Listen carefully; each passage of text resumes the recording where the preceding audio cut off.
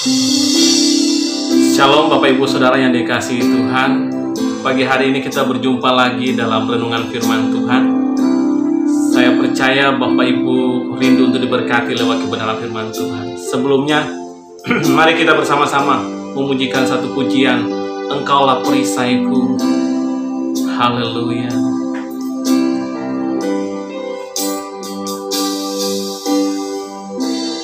Engkaulah perisaiku saat badai hidup menerpaku. Janjimu di dalamku, pulihkan jiwaku. Ku kan berdiri di tengah badai, dalam kekuatan yang Kau berikan. Sampai kapanpun ku kan bertahan, karena Yesus selalu menopang hidupku.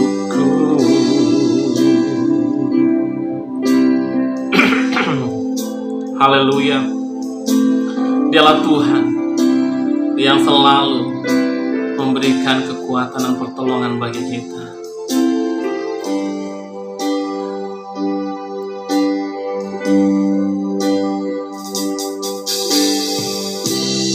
Engkaulah perisaiku saat badai hidup menerpaku. Janjimu di dalamku, pulihkan jiwaku. Ku kan berdiri di tengah badai, dalam kekuatan yang Kau berikan. Sampai kapanpun ku kan bertahan, karena Yesus selalu menopang hidupku. Oh, Kau Yesus yang selalu menopang hidup kami.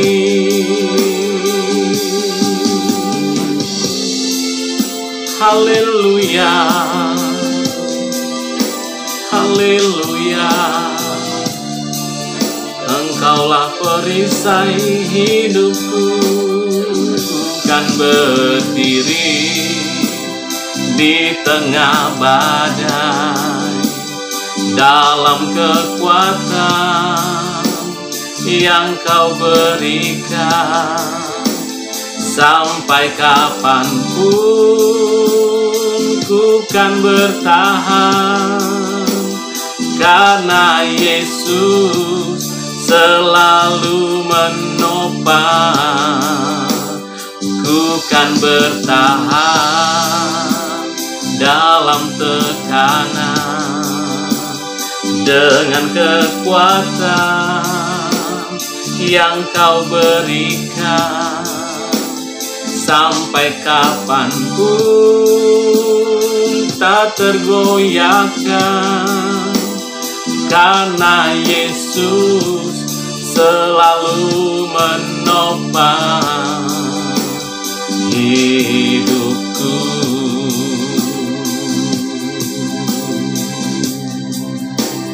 Karena Yesus selalu menopang hidupku.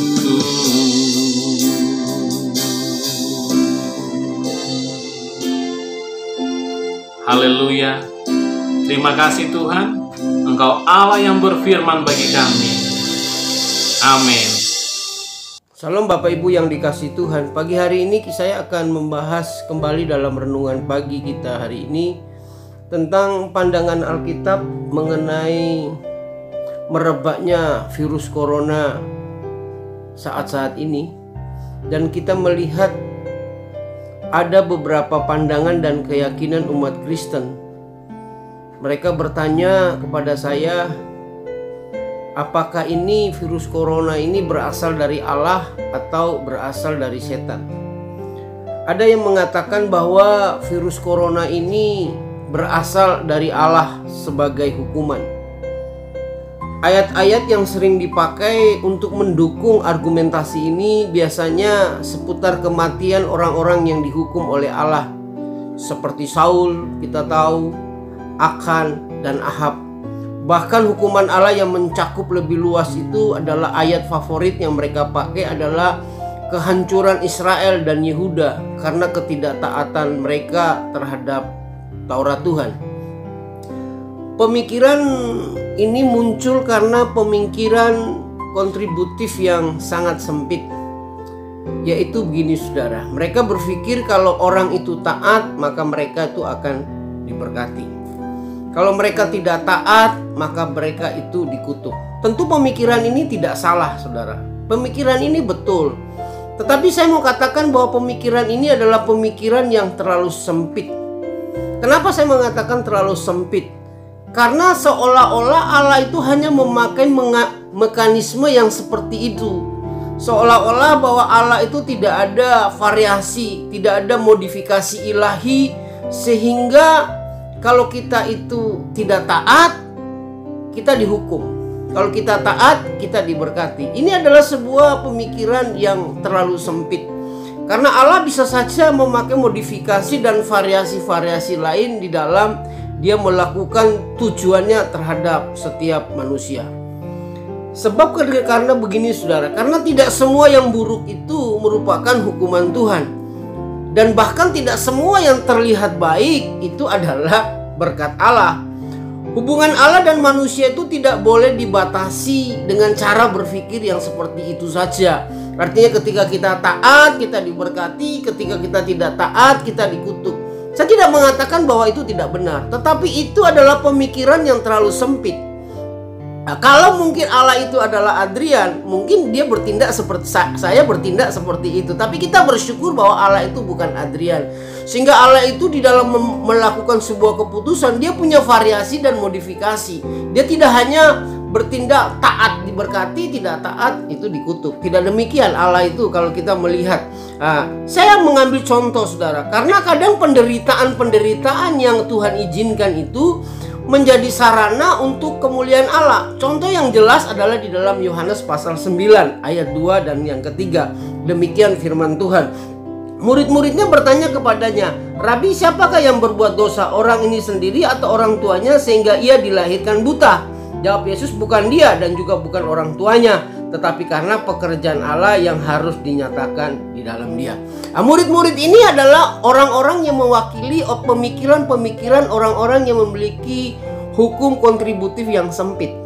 Karena mereka berpikir kalau orang itu taat pasti diberkati, kalau tidak taat mereka itu akan dikutuk. Sehingga ketika mereka melihat orang yang lahir buta, mereka berpikir pasti salah satu di antara mereka itu berdosa, baik orang itu sendiri ataupun orang tuanya. Tetapi pemikiran Yesus berkata tidak, bahwa justru dalam penderitaan yang dialami orang-orang buta ini untuk menyatakan kemuliaan Allah. Contoh yang lain adalah Yusuf, saudara. Yusuf itu dia mengalami hidup penderitaan dan ketidakadilan yang luar biasa, baik dari saudara-saudaranya maupun dari orang-orang lain. Tetapi saudara, kita melihat semua penderitaan, semua kesesakan yang dialami oleh Yusuf, Allah menyiapkan Yusuf untuk memelihara kehidupan sebuah bangsa, yaitu bangsa Israel. Kita melihat di dalam Kejadian pasal yang ke-50 ayat yang ke-20, Yusuf berkata demikian, "Memang kamu telah mereka-rekakan yang jahat terhadap aku, tetapi Allah telah mereka-rekakannya untuk kebaikan dengan maksud melakukan seperti yang terjadi sekarang ini, yakni memelihara hidup suatu bangsa yang besar." Kita melihat bahwa peristiwa yang dialami Yusuf itu, penderitaan yang dia alami itu, Allah bekerja di dalam penderitaan itu untuk menyiapkan untuk kehidupan bangsa Israel. Bukan karena Yusuf berada pada posisi di mana dia tidak taat lantas dia dihukum. Maka saya ingin katakan bahwa pemahaman teologi kontributif yang sempit itu berbahaya. Berbahaya sekali. Saya ambil contoh yang lain, saudara yang dikasihi Tuhan. Ada juga penderitaan yang bertujuan untuk memurnikan iman seseorang. Contoh Ayub. Ayub itu dia mengalami penderitaan untuk kemurnian imannya. Sehingga dia berkata, aku mengenal Allah dulu dari kata orang. Tetapi setelah aku mengalami penderitaan dan aku melaluinya, mataku sendiri melihat Tuhan. Jadi saudara yang dikasihi Tuhan, mari kita memahami Allah itu secara luas. Jadi Allah itu memiliki variasi dan modifikasi di dalam dia melakukan tujuannya. Dia tidak hanya memakai satu cara, dia memiliki variasi-variasi di luar keterbatasan dan kemampuan kita berpikir. Pagi hari ini saudara, saya akan memberikan beberapa alasan karena banyak orang yang bertanya kepada saya, apakah COVID-19 ini adalah hukuman dari Allah? Ada beberapa alasan saudara yang saya tidak terlalu setuju dan saya menentang bahwa COVID-19 ini adalah hukuman dari Allah. Yang pertama alasan saya adalah begini. Kalau COVID-19 itu adalah hukuman dari Allah, maka cirinya begini. Tidak mungkin Allah itu melenyapkan orang benar bersama-sama dengan orang fasik. Kalau memang COVID-19 ini hukuman dari Allah, maka tidak mungkin Allah melenyapkan orang benar bersama-sama dengan orang fasik. Kebenarannya adalah di dalam Kejadian pasal 18 ayat 23. Abraham datang mendekat berkata, apakah engkau akan melenyapkan orang benar bersama-sama dengan orang fasik? Bagaimana sekiranya ada 50 orang benar dalam kota ini? Apakah engkau akan melenyapkan tempat itu? Dan tidakkah engkau mengampuninya karena ke-50 orang benar yang ada di dalam kota itu? Jauhkanlah kiranya daripadamu untuk berbuat demikian, membunuh orang benar bersama-sama dengan orang fasik, sehingga orang benar itu seolah-olah sama dengan orang fasik. Jauhlah kiranya yang demikian daripadamu, masakan hakim segenap bumi tidak menghukum dengan adil. Saudara yang dikasihi Tuhan, kita melihat bahwa Sodom dan Gomora ini adalah sebuah peristiwa di mana Allah menghukum kota ini karena kejahatan yang dilakukan oleh kota ini. Tetapi kita melihat saudara bahwa ketika Allah menjatuhkan hukuman terhadap kota Sodom dan Gomora, Abraham berkata kepada Allah, apakah engkau akan membinasakan orang benar bersama dengan orang fasik? Tentu tidak, karena Allah adalah Allah yang adil. Sehingga kalau kita membaca dari keseluruhan peristiwa ini, Abraham menawar, bagaimana sekiranya ada 50, 40, 30, 20, 10 orang benar dalam kota ini? Apakah engkau akan membinasakan? Tuhan berkata tidak. Dan akhirnya kita tahu bahwa ketika Allah menghancurkan kota Sodom dan Gomora, Allah menyelamatkan Lot dan keluarganya. Jika COVID-19 ini adalah hukuman dari Allah, maka tentu Allah akan meluputkan orang-orang benar untuk tidak terpapar oleh virus corona. Tapi buktinya yang kita lihat adalah berapa banyak hamba-hamba Tuhan, berapa banyak anak-anak Tuhan yang terkena oleh virus corona, yang notabene mereka adalah orang-orang yang mencintai Tuhan. Pertanyaan saya, apakah mereka semua kena COVID? Mereka semua yang meninggal adalah orang-orang yang dihukum oleh Allah? Saya katakan tidak.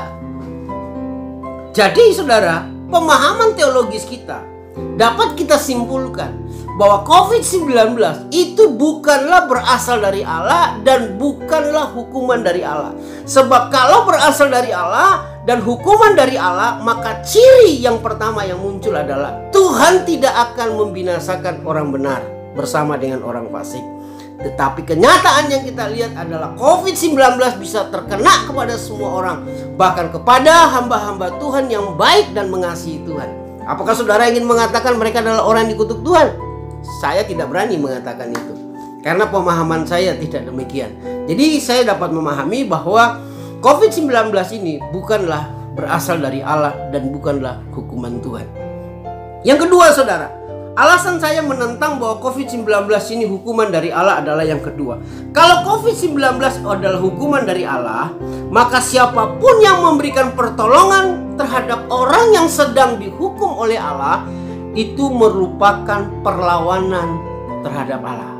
Siapapun yang menolong orang yang sedang terhukum oleh Allah, maka mereka memposisikan diri mereka sebagai orang yang melawan Allah. Apakah saudara siap untuk mengatakan bahwa tenaga medis, para dokter yang mati-matian menolong pasien COVID-19 itu adalah musuh Allah? Dan bagaimana dengan gereja-gereja yang membagikan APD, yang membantu orang-orang yang terkena COVID-19? Apakah saudara berani mengatakan bahwa mereka memposisikan mereka sebagai orang yang melawan Allah? Karena siapapun yang membantu orang yang sedang dihukum oleh Allah, prinsipnya adalah mereka memposisikan diri sebagai musuh Allah. Jadi saudara yang dikasihi Tuhan, aneh rasanya kalau ada beberapa orang, beberapa gereja mengatakan bahwa COVID-19 ini adalah hukuman Allah, tetapi sementara mereka juga memberikan bantuan APD kepada rumah sakit dan memberikan bantuan kepada orang-orang yang terkena virus COVID-19. Bukankah hal ini menunjukkan bahwa teologi yang Anda pakai itu tidak konsisten sebenarnya? Atau Anda tidak mengerti? Jadi saudara yang dikasihi Tuhan, dari dua alasan tersebut, maka kita mengambil kesimpulan bahwa COVID-19 itu bukan dari Allah, tapi itu adalah pekerjaan setan. Tetapi saudara, sekalipun COVID-19 itu bukan berasal dari Allah dan itu adalah pekerjaan yang berasal dari setan, tetapi dalam tanda kutip Allah bisa memakai COVID-19 ini sebagai alat untuk menumbuhkan iman percaya orang Kristen. Ayat yang favorit adalah di dalam Yakobus pasal yang ke-1, ayat yang ke-12 dan 13 berkata demikian. Yakobus pasal 1 ayat 12 dan 13. Berbahagialah orang yang bertahan dalam pencobaan, sebab apabila ia sudah tahan uji, ia akan menerima mahkota kehidupan yang dijanjikan Allah kepada barang siapa yang mengasihi Dia. Apabila seorang dicobai, janganlah ia berkata pencobaan itu datang dari Allah, sebab Allah tidak dapat dicobai oleh siapa oleh yang jahat, dan ia sendiri tidak mencobai siapapun. Alkitab berkata bahwa pencobaan itu bukan berasal dari Allah. Tetapi di ayat yang ke-12 berkata, berbahagia orang yang bertahan dalam pencobaan atau mengalami pencobaan, sebab apabila ia sudah tahan uji. Kita tahu bahwa pencobaan itu berasal dari setan, tetapi pencobaan dipakai oleh Allah sebagai alat uji iman anak-anak Tuhan. Pertanyaan jemaat yang kedua yang sering ditanyakan kepada saya adalah, mereka bertanya begini, Pak, bukankah di dalam Mazmur pasal 91 memberikan kita sebuah jaminan, perlindungan bagi kita di dalam bahaya COVID-19? Tapi mereka bertanya, kenapa Pak? Jaminan perlindungan Tuhan di dalam Mazmur pasal 91 yang menjanjikan kita tidak usah takut terhadap penyakit sampar, penyakit yang menular. Tapi kenyataannya ada hamba-hamba Tuhan, ada anak-anak Tuhan yang setia, mereka terkena COVID-19. Apakah janji Tuhan di dalam Mazmur 91 itu tidak berlaku? Perlindungan Allah di dalam Mazmur pasal 91, kalau kita baca, itu yang berupa naungan, perlindungan, pertahanan, perisai pagar tembok, keselamatan, sehingga ada pelepasan, penudungan Tuhan. Tuhan menjaga dan menatang dan meluputkan kita. Kita harus sadar bahwa ini penting saudara. Mazmur 91 itu, kalau saudara harus paham dalam konteks Mazmur 91,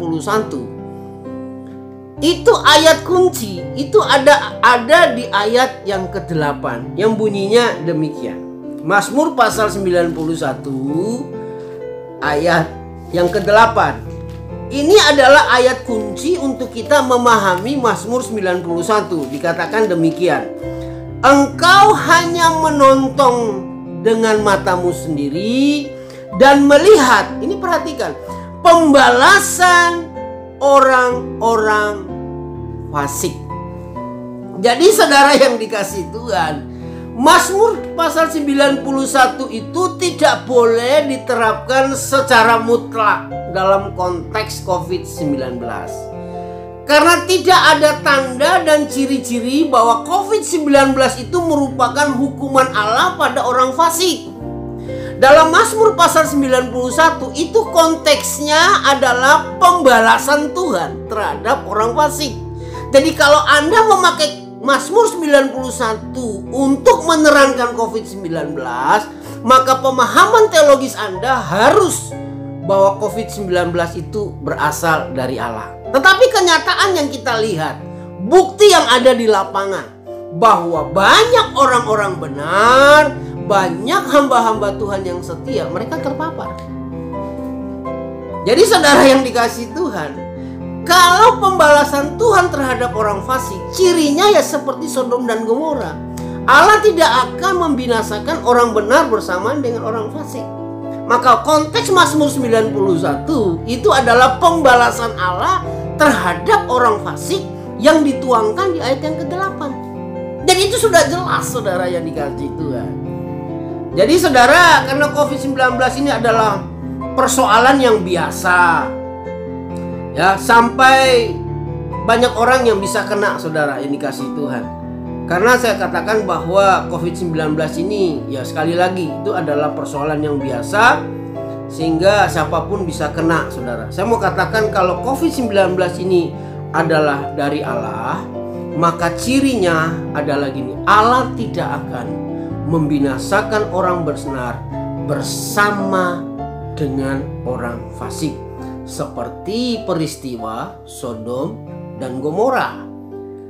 Jadi kiranya saudara yang dikasihi Tuhan, kita boleh memahami bahwa COVID-19 itu bukanlah berasal dari Allah.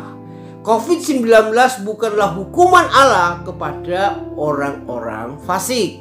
Karena banyak juga orang-orang benar, hamba-hamba Tuhan terkena COVID. Kalau COVID-19 saudara berkata adalah hukuman dan kutukan Tuhan terhadap orang fasik, maka konsistenlah Anda.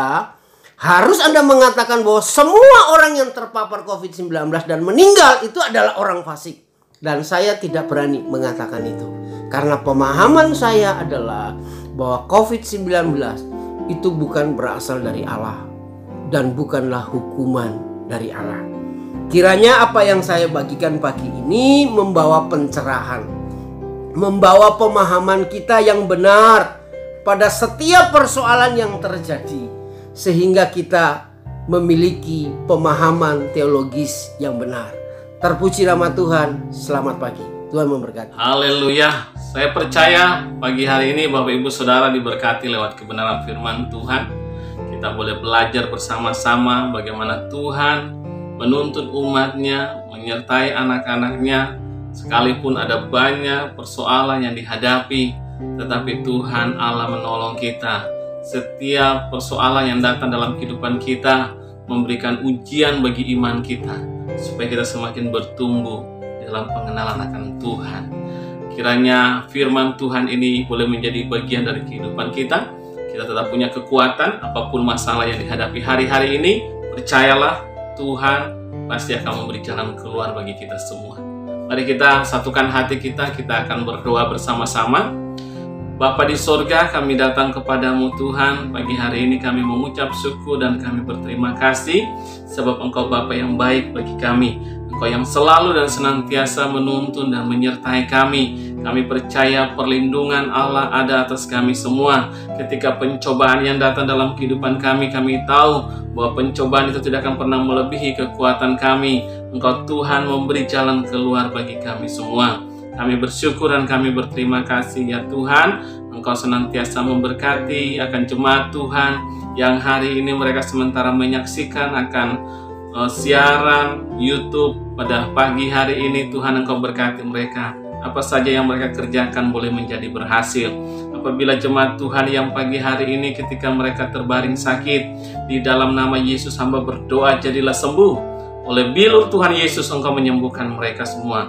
Kami percaya tidak ada yang mustahil bagi Tuhan Yesus. Engkau Tuhan yang memberikan kekuatan bagi kami, Engkau yang menolong kami untuk mengerjakan segala sesuatu sepanjang hari ini, dan biarlah berkat Tuhan melimpah bagi setiap anak-anak-Mu Tuhan Yesus. Kami percaya Engkau Bapa yang baik, Engkau menolong setiap anak-anak-Mu di mana saja mereka berada. Kekuatan, hikmat daripada Tuhan turun atas mereka semua. Kami berdoa Tuhan Yesus bagi pekerjaan Tuhan yang ada di Gereja Betel Maranatha dalam rencana kegiatan Natal maupun kegiatan apapun yang akan berlangsung di hari-hari yang akan datang. Tuhan menolong jemaat Tuhan, Tuhan menolong akan hamba-hamba-Mu, Tuhan menolong para pelayan-pelayan-Mu, semua panitia yang ikut bekerja di dalamnya, Tuhan menolong sehingga semuanya boleh berjalan dengan baik. Terlebih kami percaya Tuhan yang memagari kami, Tuhan melindungi kami senantiasa. Biarlah kekuatan kesehatan senantiasa Tuhan limpahkan bagi kami, sehingga kami boleh mengadakan ibadah demi ibadah di dalam perlindungan Tuhan. Kami bersyukur, kami menyerahkan akan keluarga Bapak Ibu Gembala Sidang. Tuhan memberkati, Tuhan menolong mereka apapun yang hari-hari ini mereka alami, baik persoalan sakit pada cucunya, di dalam nama Yesus Tuhan juga sembuhkan. Kami percaya Engkau Allah yang memberikan kesembuhan bagi Seba, Engkau Tuhan yang memberkati dia. Kami percaya Tuhan Engkau senantiasa memberkati kami semua. Dan setelah selesai Tuhan, kami akan menerima berkat daripada-Mu, kasih karunia daripada Tuhan kita Yesus Kristus, persekutuan dengan Roh Kudus, memberkatikan seluruh kehidupan Bapak Ibu Saudara sekalian, mulai pagi hari ini sampai selama-lamanya. Dalam nama Tuhan Yesus, kita telah berdoa kepada Bapa di sorga. Haleluya. Amin. Tuhan Yesus memberkati Bapak Ibu Saudara dari sekalian. Sampai ketemu lagi dalam renungan firman Tuhan di besok hari. Amin.